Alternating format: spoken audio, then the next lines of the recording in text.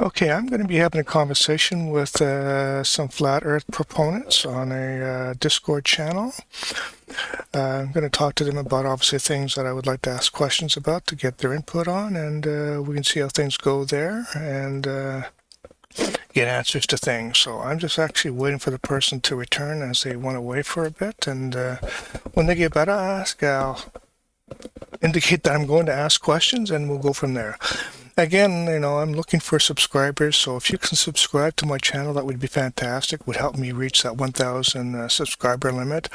And if anybody watches, that would be great, because the more you watch, the more watch time I claim, and you have to get actually 4,000 hours to actually also get activated the monetary program on YouTube, and if you can do that, that would be great also. So I'm just going to wait for the person to get back, and we will continue. And I'm back.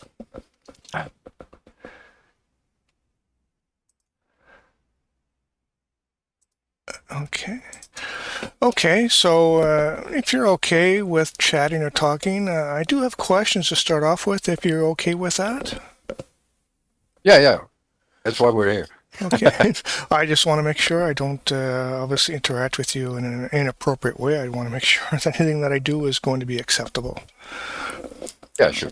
Okay, so I'm just going to go through some questions I have to ask, and answer them any way you feel that you'd like to answer. I'm not here to indicate any incorrectness or anything. I just want to hear, your explanations. So my first question is, why do you believe or follow the flat Earth concept?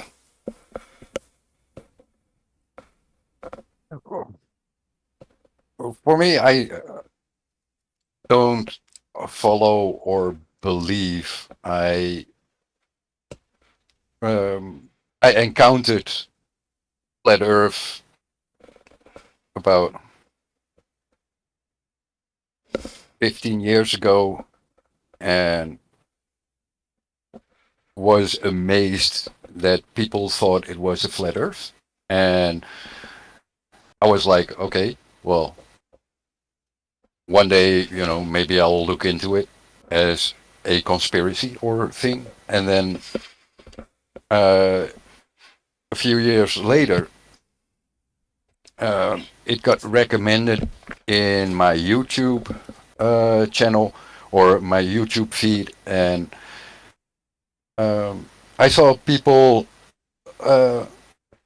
doing long distance observations and measurements, comparative measurements in nature. And I was like, oh, I can do that for myself and see what's going on. So I did my own tests and measurements, and I found a lack of curve in nature, which demonstrated to me that it couldn't be the globe as I was told. And that's what makes me a flat earther, or Okay.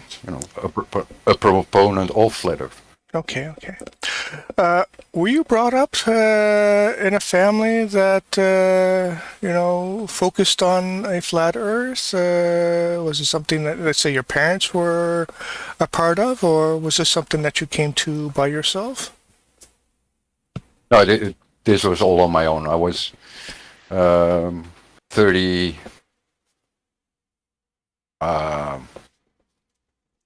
something.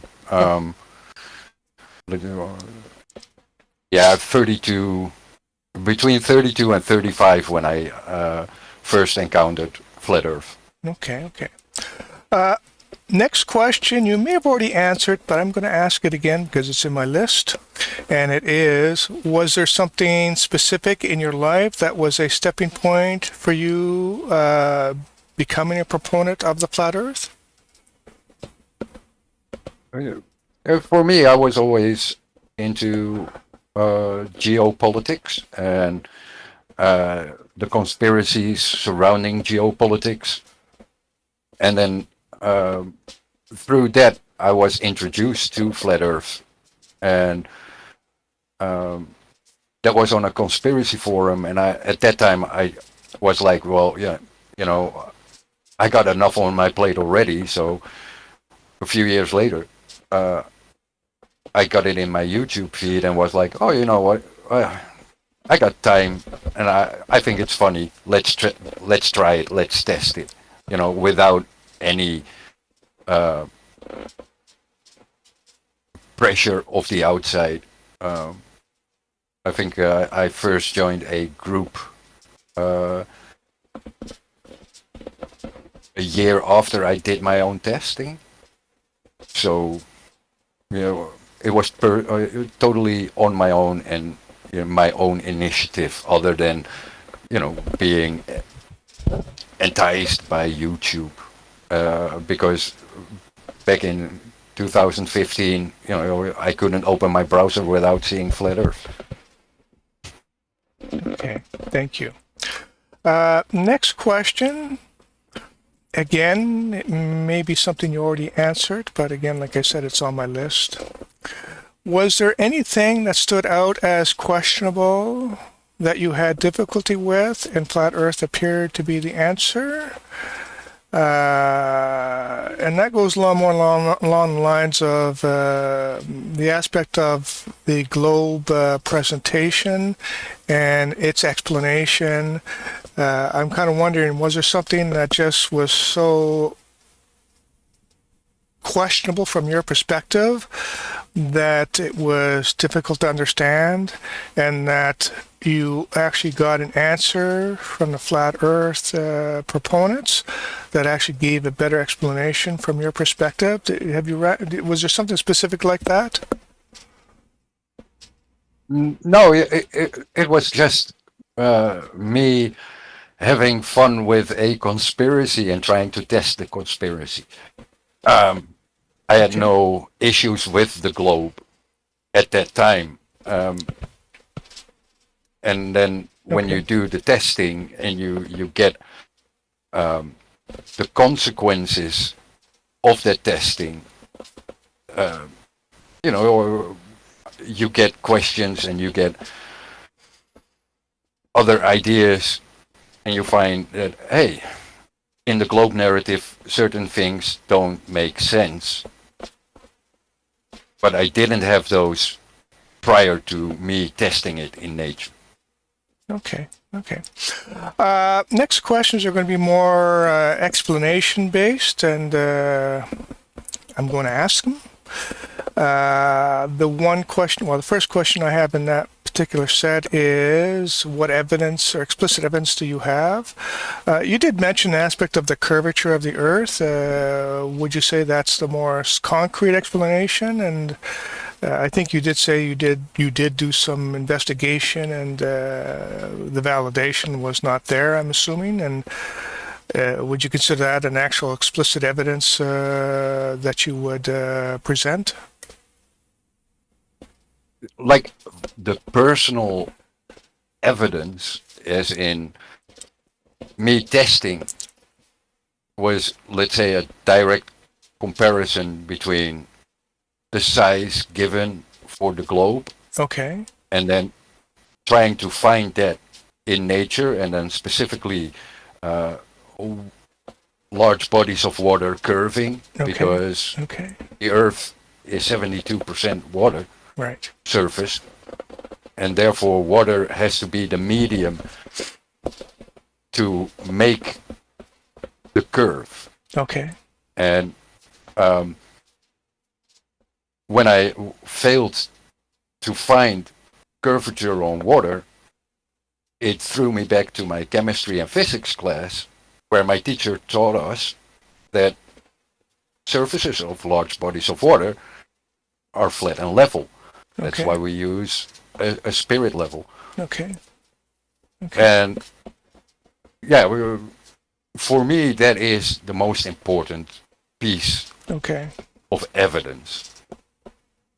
Okay. When you see pictures from outer space, can you explain why that's difficult to accept? Oh, it's not difficult to accept. I love pictures from space. As a child, I wanted to be an astronaut, and I can still look at those pictures and find them enjoyable. But obviously, I look at them differently now than I did before I became aware of flat Earth. For me, as a hobby photographer, I understand the trickery I can do with my camera. I can understand certain perspective elements, and I think that, and that on the globe side, there's a lot of faith in pictures from space, and on the flat Earth side, I think there's a lot of skepticism in human capability. So there are pictures from high altitude, basically space, because space is just an altitude that we say, oh, from this altitude on, we call it space. I am of the idea that people can go there and they can take pictures. And then how the Earth is depicted on it is dependent on how the one manipulating the camera is using the camera, and or if there is an agenda to create an artificial curve in the lens on the screen, or if it's just an artifact that happens. And I like looking at those pictures. I have no issue with them. It's just you cannot tell from a two-dimensional picture what a three-dimensional shape is. So I just disregard the whole shape issue of those pictures, because there are 100 explanations for why you would think you see a Earth curve on a picture.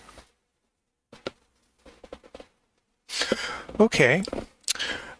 Something that is difficult for me to understand, it is a relationship to images that I see of the representation of the flat Earth itself, and it has to deal with the aspect of the sun above, and that it rotates around the Earth.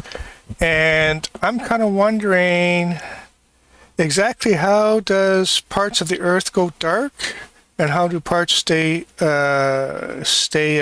lit when the sun is overhead?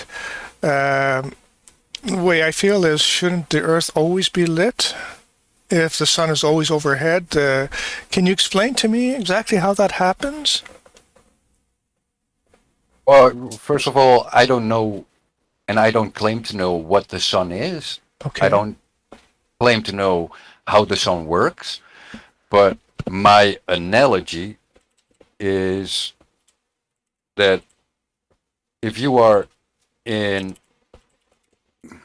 a large hall, a gym, a basketball court, if you light up one row of lights on one side, then the other side of the basketball court is unlit and it's dark.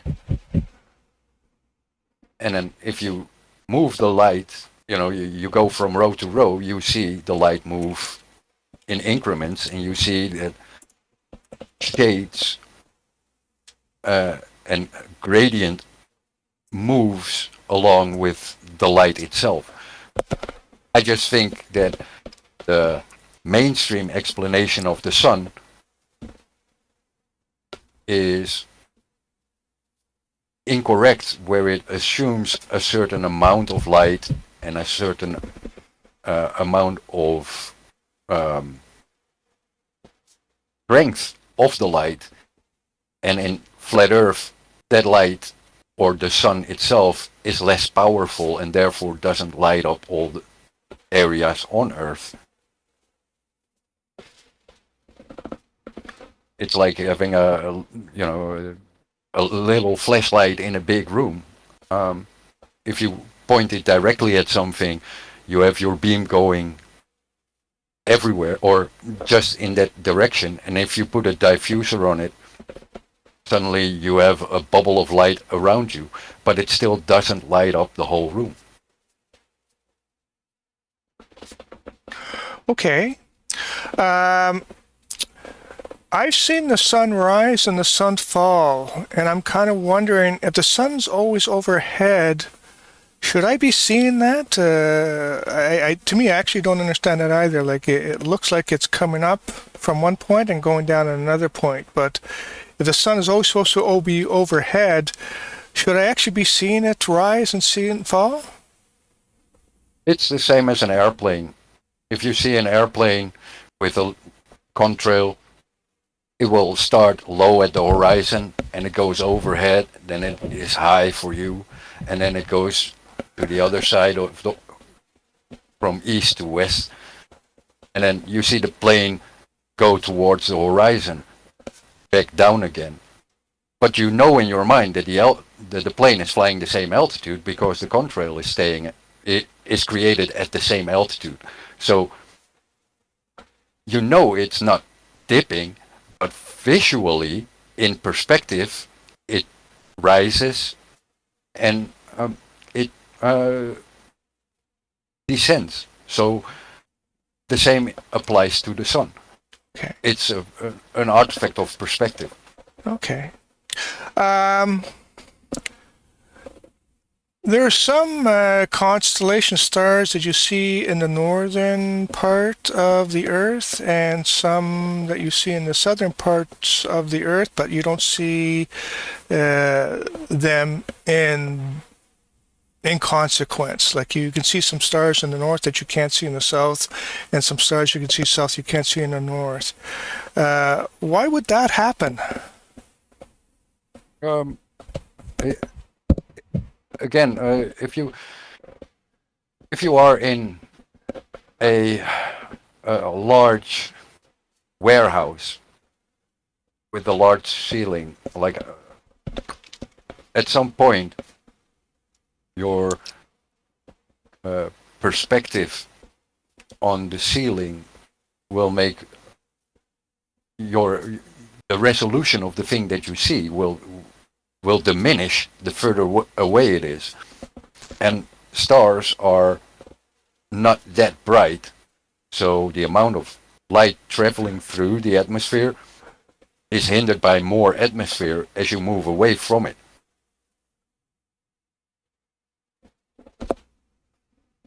So that's why you don't see it. And because of you moving away from that light source will move visually downwards towards the horizon. So you get even more cluttering because now you have, objects like cities, higher elevation of land or mountains in the way of you seeing that object. Okay. Can you explain why there is can you explain why there is less daylight in the wintertime? Because the sun is moving above us in a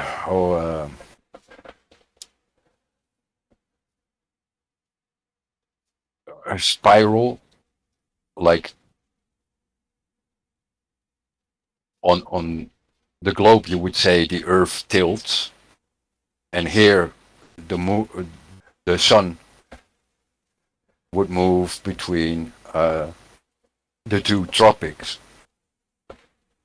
and once it reaches the tropic, it moves back out again and then back to the equator. Uh, do you know why it gets colder in the wintertime? Yeah, because you have less daylight. Yeah. The sun is further away, so therefore the radiant heat is less, and therefore you get more cold. Okay. Uh, do you believe that the sky is just a projection overhead? I don't know what the sky is. Okay. I've heard other proponents, and I've heard I forget his name, the big guy from the States who's a big proponent of the flat Earth, and it was something he brought up with the aspects of the sky itself and the fact that what we see is just a projection.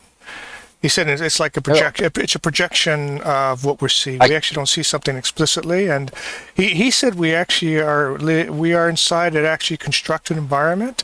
And I was kind of wondering if this is actually common inside the flat Earth community, that they feel that, that this is actually an environment that was built, and that what we see is something that was put there for us to see, and not something that actually is there physically.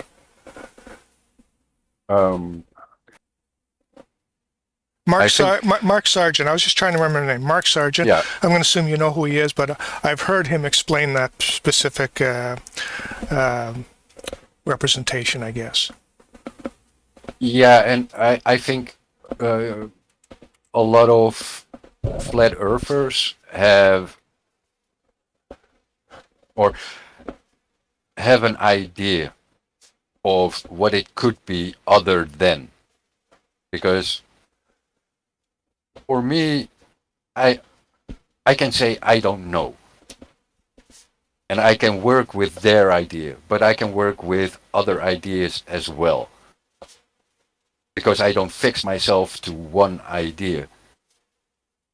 And there are flat earthers who fix themselves to one idea because it fits their religious ideas, or it fits their emotional or their fantasy of what Earth is and what life and the experience of life is. For me, I like to keep my options open, and I work with a lot of different options at times.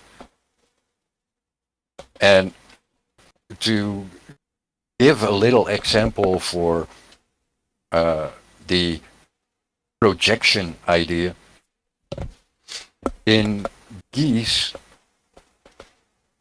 scientists have found that for migration, they project a luminary upon their retina themselves to point to where they need to go. In European case, it's south, and they project something besides the sun being there, but they project their own mental image as a heading beacon on their retina. Humans could be the same and project something in the sky. I don't know, I'm not a scientist, but it could be an explanation for something. But again, I'm just, a golden monkey online, I don't know. Okay. Are any of your friends followers of the flat Earth? I mean, I'm actually talking more personal, direct friendships, not people like say you meet online and that. For example, I got 2 co-workers who are open flat earthers. Okay. But I would not put them in my friends list. Okay. Like they are just co-workers. Okay. I do not base my friendships on whether someone is a glober or a flat earther, because I think that's silly. When you have discussions with people who are not proponents of flat Earth, are those difficult conversations, or are you able to talk with them in a somewhat, agreeable fashion, where people may say, "I can see your point of view," type of way of looking at it? I'm very easy in that regard. Like if say I'm open in my social life about being a flat earther, and if people frown upon it, then it's a non-issue. Like, okay, well, if if you believe in the globe, that's fine. If you accept my belief or my thinking, I accept your thinking. That's fine. And Well, I don't want to argue about something that I experience, and I know that they did not experience what I experience. It's the same as me having a broken leg, and I experience a broken leg just as everyone experiences Earth. But for some people, a broken leg might be hurtful, while the other is pumped with adrenaline and doesn't even feel had a broken leg. So, while the fact remains that there is a broken leg, the fact remains we live on Earth. I cannot dictate their experience, and they cannot dictate my experience.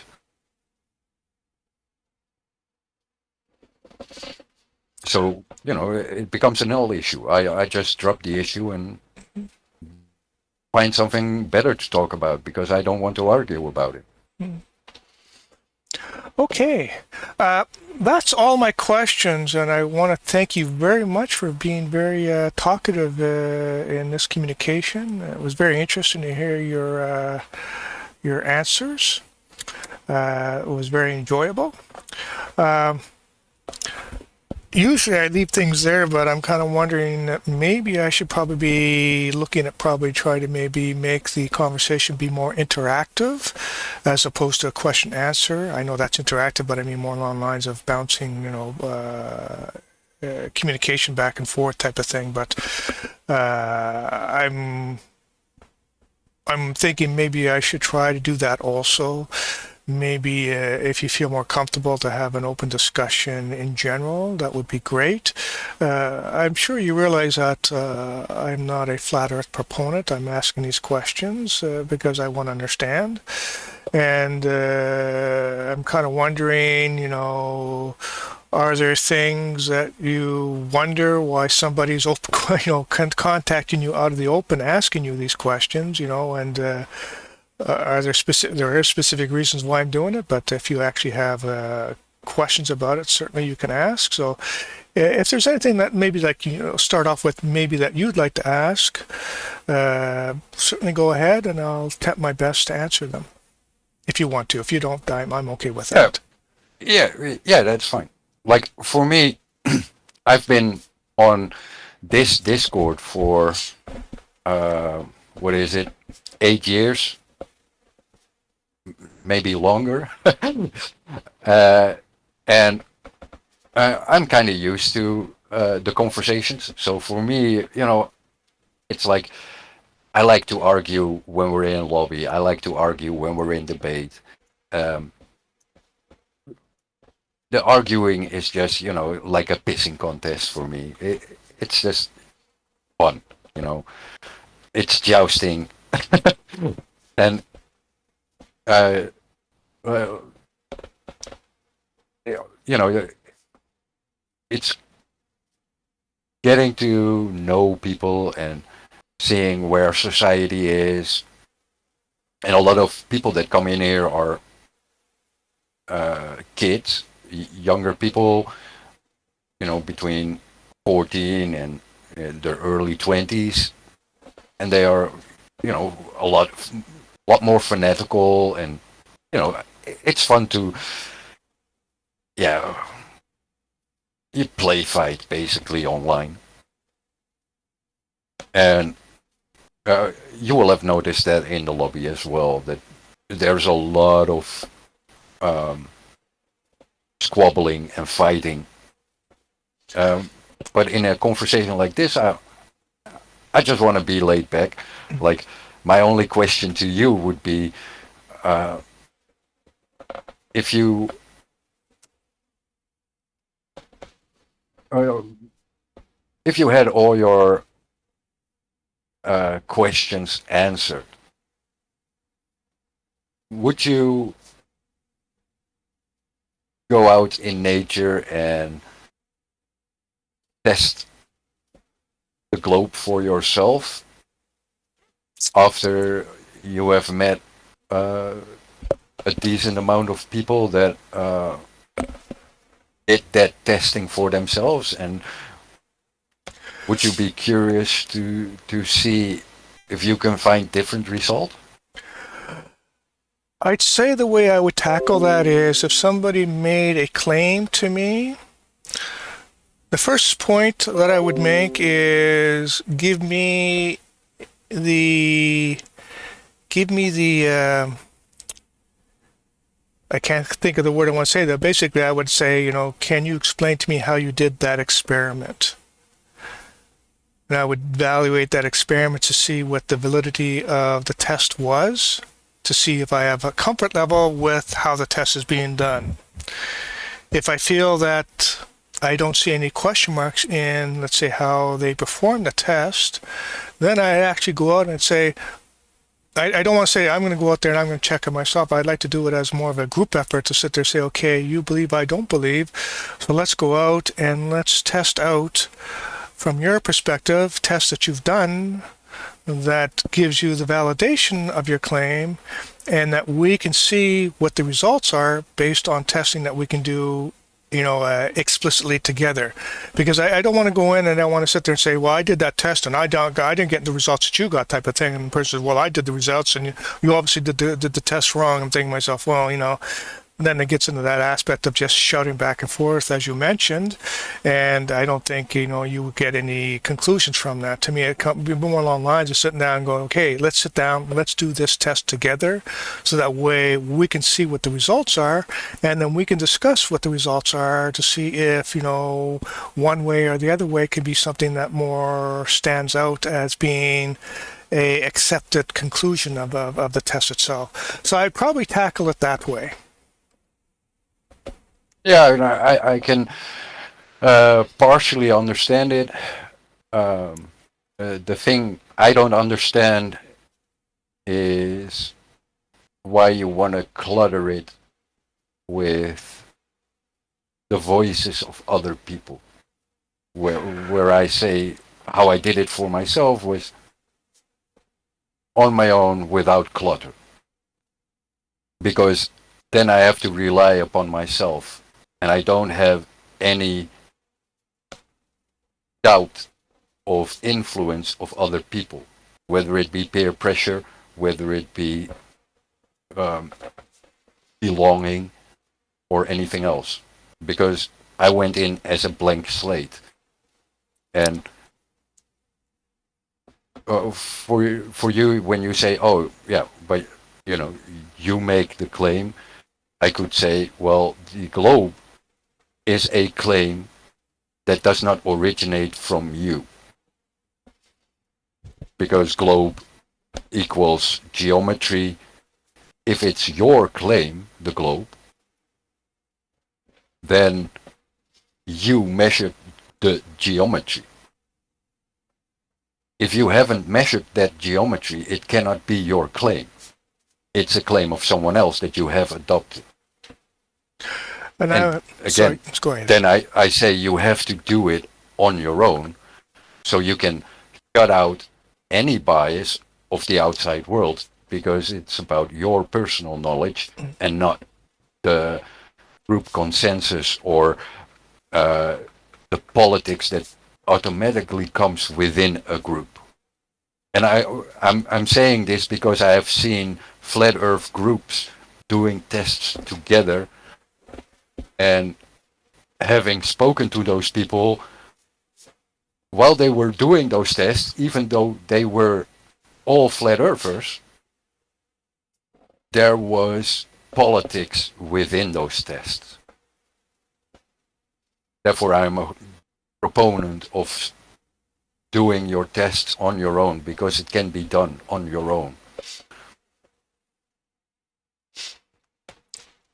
Okay, that's interesting. My point of view is the aspects of looking at it from more of a scientific perspective, where the aspect is, if you know anything about science, you know that science is always questioned. There's no aspect to where a scientist says something and it's just automatically accepted. It doesn't happen that way. It's the aspects of there's other people who are going to be evaluating that claim and making a determination of whether or not that claim has validity in it. And that's somewhat where I was getting to, is the aspect of saying, you have two people making a claim and providing, how they did something, and then having a discussion about, the conclusions they came to, and having that sort of discourse. But I understand from your perspective, you're sitting there saying, well, you should prove it to yourself.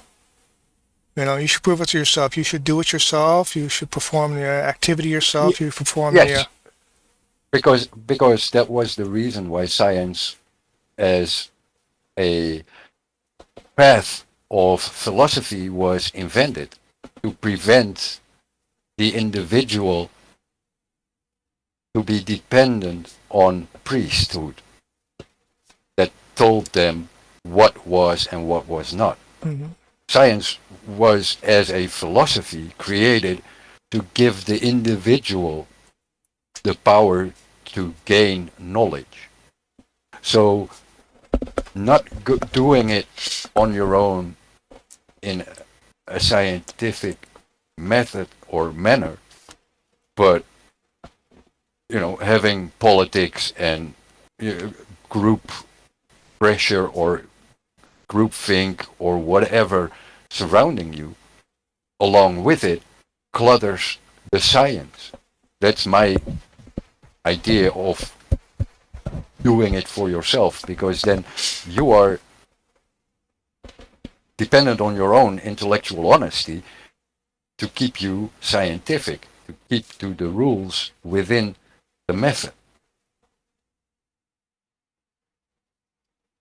Because now, like for the globe, and that was one of the things that bothered me the most about the globe after I became a flat earther, was that everyone uses the globe, but no one goes into the observation of the globe. No, it's accepted. Why accept something if going out and measuring the globe would be a 30-minute exercise in nature? It can be enjoyable, it can be fun, it can be enlightening. Whether it's a globe or flat doesn't matter. It is not a difficult thing to do to validate the globe. It shouldn't be hard. So why is that step overlooked? And why do they all invalidate the scientific method when they use the globe measurements in science when they haven't measured it for themselves? Because in every research paper I read, it is an accepted value. But that value you can you can measure it for yourself in nature in half an hour if you're a somewhat experienced scientist. Because it's just simple geometry. And that's what irks me. And that's why I want people to go out in nature. I don't care what you find. What I care about is that people do it. Okay. I understand. I understand your reasoning. Though I would, just as I stated previously, that it would be a discussion. I would come back to you and say, "This is what I found." Would you be okay with that? So it goes, "This is what I found. Yeah. This is what I see. This is my personal experience." And yeah, but again, for me, it's not about winning people. It's not about winning souls. For me, it's about being honest in, if you have a question and you use the scientific method to resolve that question, that you do it yourself, because that is the main reason for science as a philosophy.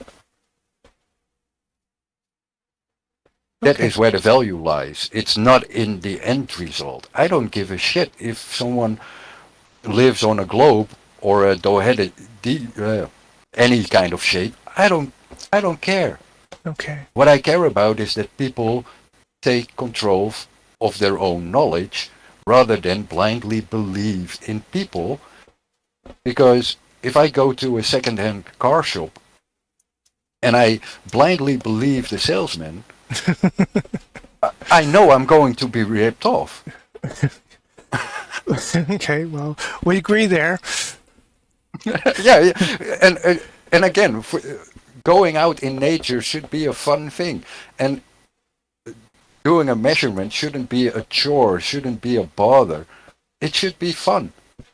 And if the experience of that does not look or seem fun to someone, then yeah, I cannot push someone to do it, but don't come to me and claim science Hmm. because someone did not do their due diligence within Okay. science. Okay. Okay. Okay. That's very good information. That's you pointed out very valid, concrete questions. And for me, a lot of flat earthers you meet, you will find an attitude of trying to win souls, trying to get the glober on the flat side. For me, I don't mind. If people want to be globers, that's fine. Just don't bother me when I'm in here and then trying to push a globe on me while I did my due diligence, while I did do the research and went out in nature and did my measurements. Because my experience is my experience and I cannot force my experience upon Hmm. another. Okay. I just want people to experience it for themselves. Okay.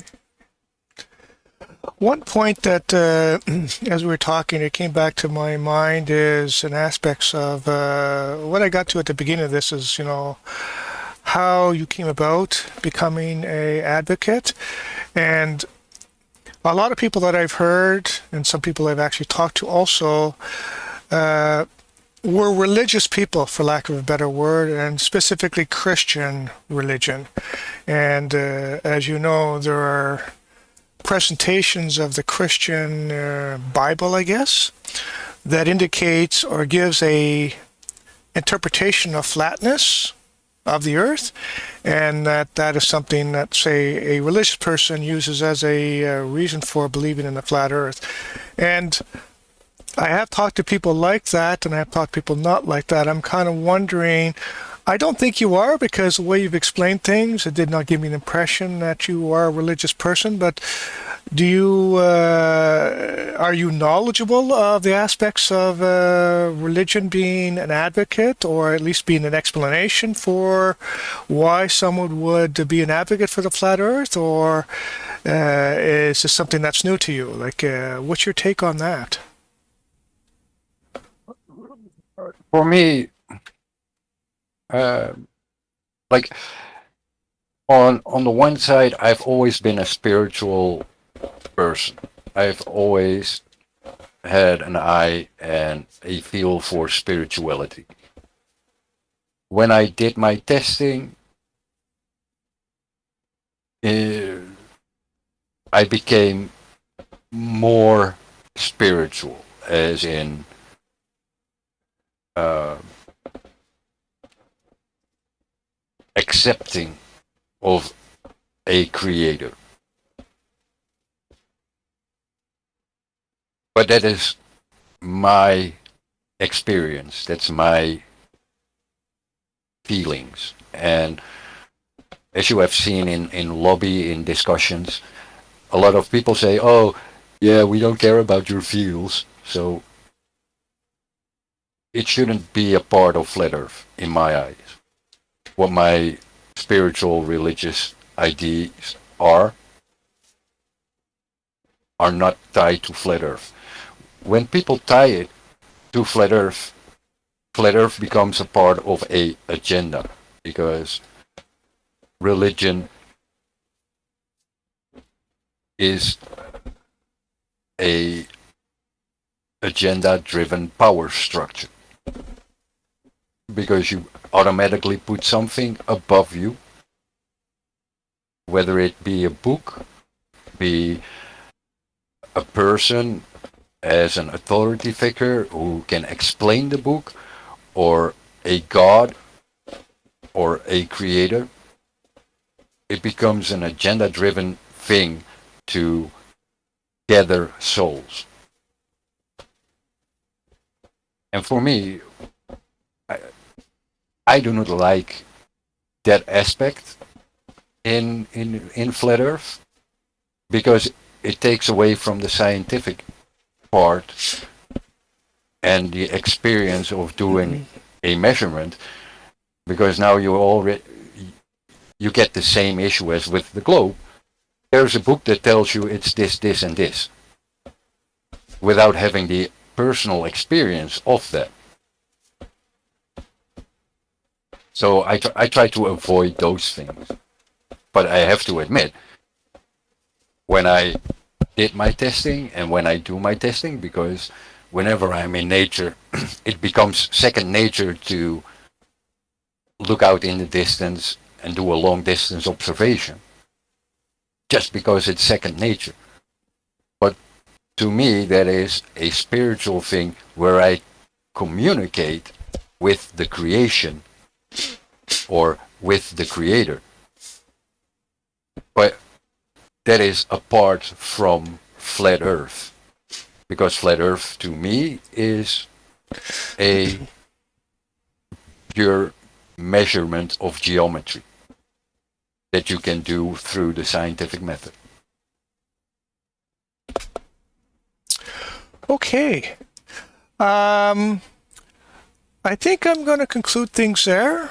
I think I've asked enough questions and I've heard a lot of explanations, so I think I'm okay now. I do want to thank you very much for being very explicative. This has been very, very informative. It's really good to hear somebody explain things very concretely and very detailed wise, so it was very, very, very, very helpful for me to understand aspects or perspectives. So it was extremely, extremely helpful. And I want to thank you for doing that. And with that said, I'm going to conclude things there. As I mentioned, I'm recording this. I hope that you're okay with that. I think you did mention that you were fine with that, so I hope you're okay with it. And I'm perfectly fine. Okay, so we'll leave things there. I'm going to be placing this on my YouTube channel, so if you do want to hear what you said, you can certainly go there and listen to it again. But again, that's what's going to happen. You know, when you have posted it, come into lobby and post a link in the lobby. I'll post it, repost it in the lobby, so people won't see it as just a link. People will see the YouTube in the lobby. Yes. And I'll post it in content creators and add your Discord name with it. Okay. So people know who you are and what we have done here. Okay. I'm hoping that people realize I'm just asking questions. As I mentioned, I'm not here to debate, and I get the impression you didn't come into this conversation to debate either. I'm just here. Debating geometry is a pissing contest, because when you debate geometry, you should be measuring things and comparing measurements. Right. and not throw fallacies around like, oh, you said this, that's a fallacy because of this, and that's just a pissing contest. It's useless. No, I understand. I understand people are very strong about their feelings, obviously, the way they look at things, and it's kind of like you said, I said type of thing, and those are difficult conversations. I've had them on this channel, and to somewhat, I just did it because I wanted to see exactly how far, let's say, the other person would take it. If they would actually listen to questions being asked, would they actually answer questions and that type of thing? For me, it's always been about asking questions. And I certainly understand, that's human nature. Everybody knows that when people get into an argument, it's a back and forth. And I'm not surprised that that's actually what happens, and it's why I actually don't have conversations on the main channels, because I know most likely I would get into more of a argument with somebody as opposed to a discussion. I didn't want to do that, and that's why I prefer more of a one-on-one type of interaction myself. Yeah, and like that's why I ask you to post the YouTube link when it's uploaded, so that we can share it and people understand your purpose of interacting with flat earthers, and they can see one of the end results where people can say, "Hey, I want to participate," or "I don't want to participate." Okay. Yeah.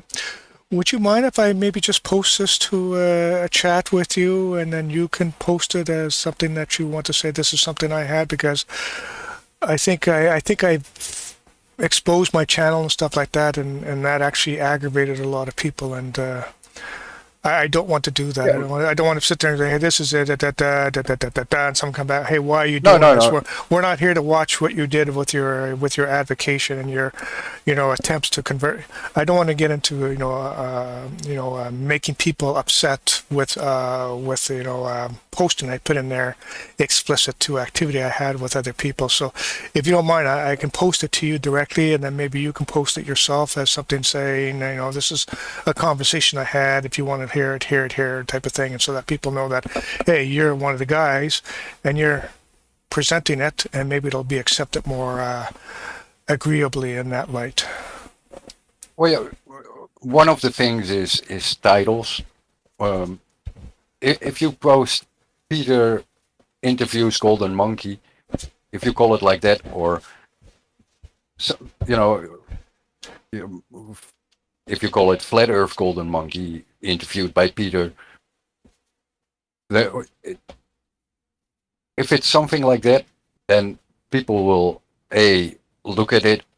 I'm most of the people know who I am in flat Earth because I met a lot of flat earthers in real life and online. I'm not the most famous and not the most prolific guy, but I think most of the people do have a memory of me somewhere. So, and I will post it for you. Like, no issues. I even did that with trolls who came in. And a few years back, we had a few teenagers in here, and they were trolling like teenagers do. And I caught them out, and we had just discussions, and they posted everything online, except the the part where I gave them instructions on how to troll better, Mm-hmm. and they were banned for a year.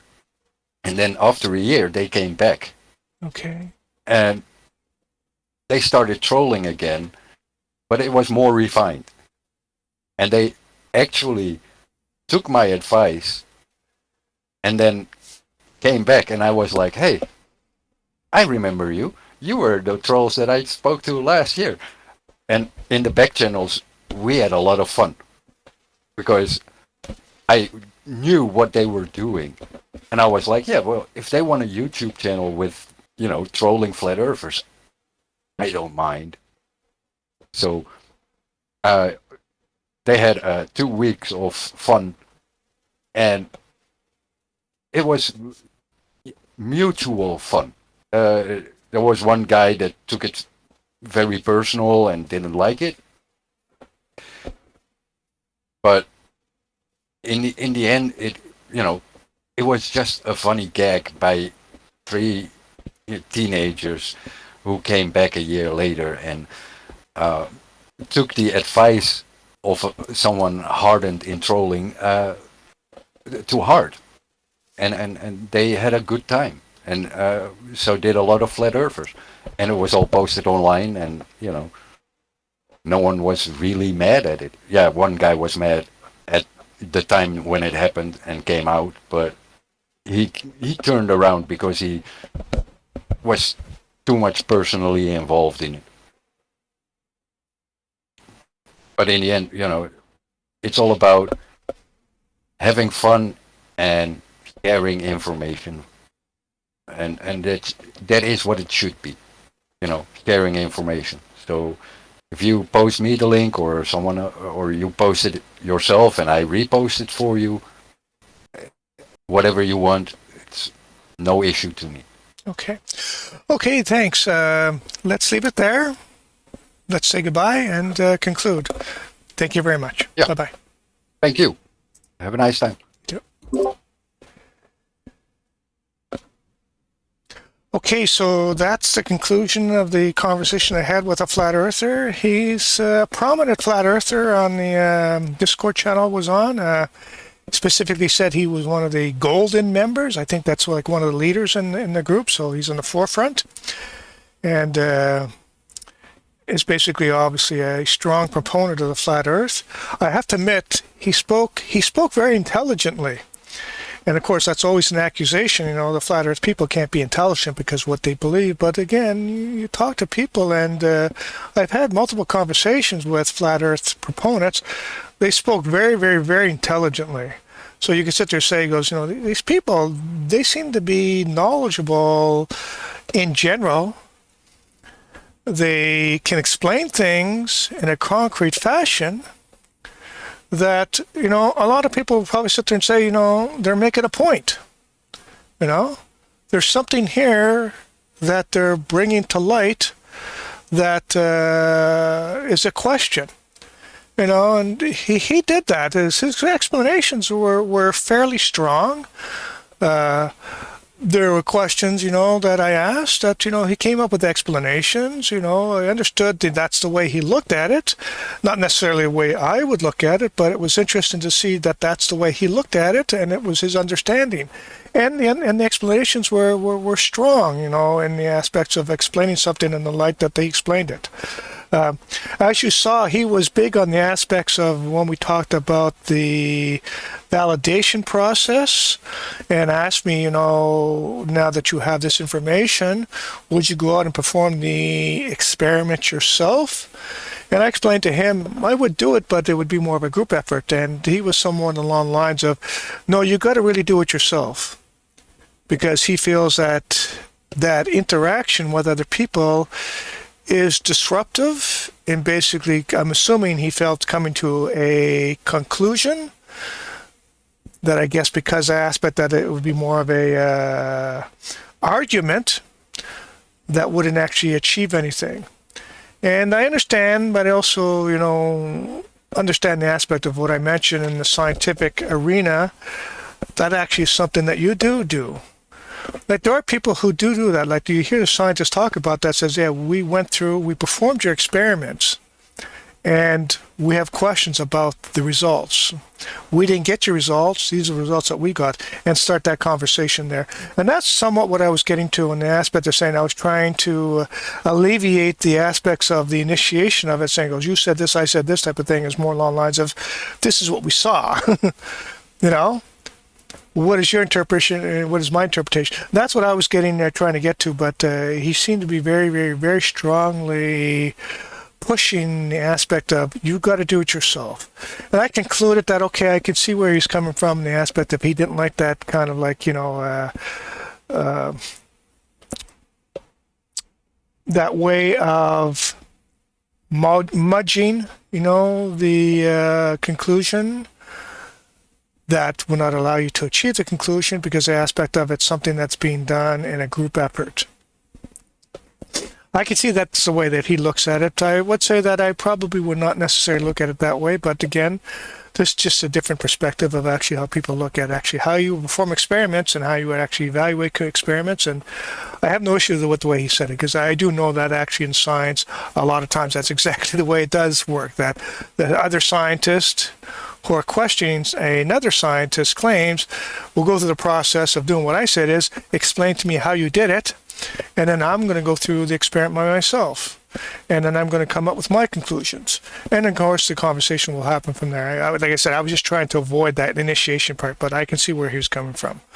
Anyways, I liked that conversation a lot. I think it was very explicative.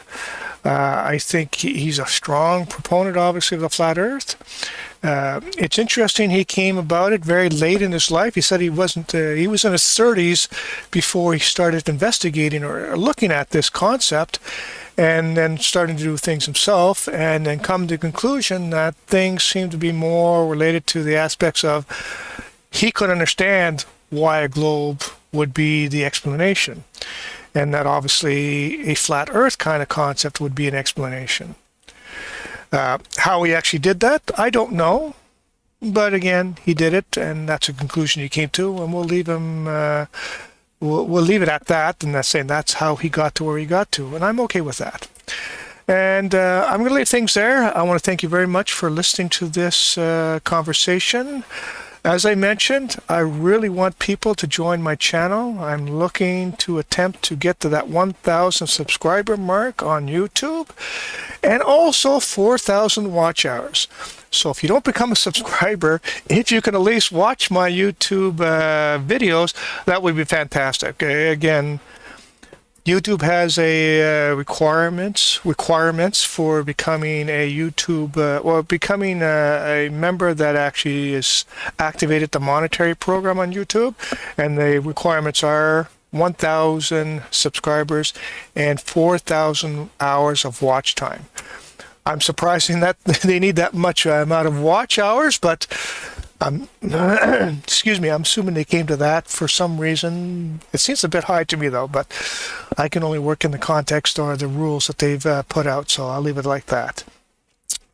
Again, thank you very much, and we will conclude things there. Thank you.